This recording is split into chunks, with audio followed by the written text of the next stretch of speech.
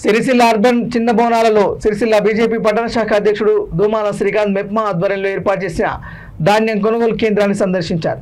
మెంతా తుఫాన్ కారణంగా కొనుగోలు కేంద్రంలో తడిసిన ధాన్యం రాసులను ఆయన పరిశీలించారు. ఈ సందర్భంగా ఆయన మాట్లాడుతూ తుఫాన్ కారణంగా కొనుగోలు కేంద్రంలో ధాన్యం తడిచిపోవడం బాధాకరమని అన్నారు. పంట పొలాల్లో వరి పంట కూడా నేలకొరిగాయని తెలిపారు. అధికారులు తక్షణమే స్పందించి జరిగిన నష్టంపై అంచనా వేసి ప్రభుత్వం ద్వారా రైతులకు నష్టపరిహారం అందించి ఆదుకోవాలని కోరారు. ఈరోజు చిన్న బోనాలలోని మెప్మా సెంటర్ను సందర్శించడం జరిగింది. ఇక్కడ రైతుల బాధలు వ్యధలు వర్ణనాతీతం. అకాల వర్షానికి తడిసి ముద్దైనటువంటి ధాన్యాన్ని చూస్తే బాధేస్తుంది.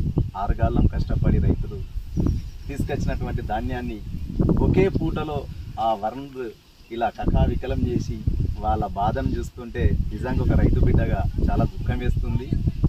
తొందరగా స్పందించి జిల్లా గౌరవ కలెక్టర్ గారు మరియు మెప్మా సెంటర్ అధికారులు ఇక్కడ కొనుగోలు కేంద్రాన్ని తొందరగా ఏర్పాటు చేయవలసిందిగా భారతీయ జనతా పార్టీ తరఫున డిమాండ్ చేస్తున్నాం.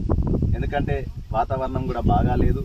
వాళ్ళు కష్టపడ్డ ఈ ధాన్యాన్ని తొందరగా వాహనాలు కావచ్చు మరియు అలాగే హమాలి వ్యవస్థను ఏర్పాటు చేసి వారి తడిసిన ధాన్యాన్ని అలాగే ఇప్పుడు మనకు పంటను కూడా చూసాము, చాలా కూడా పడిపోవడం జరిగింది.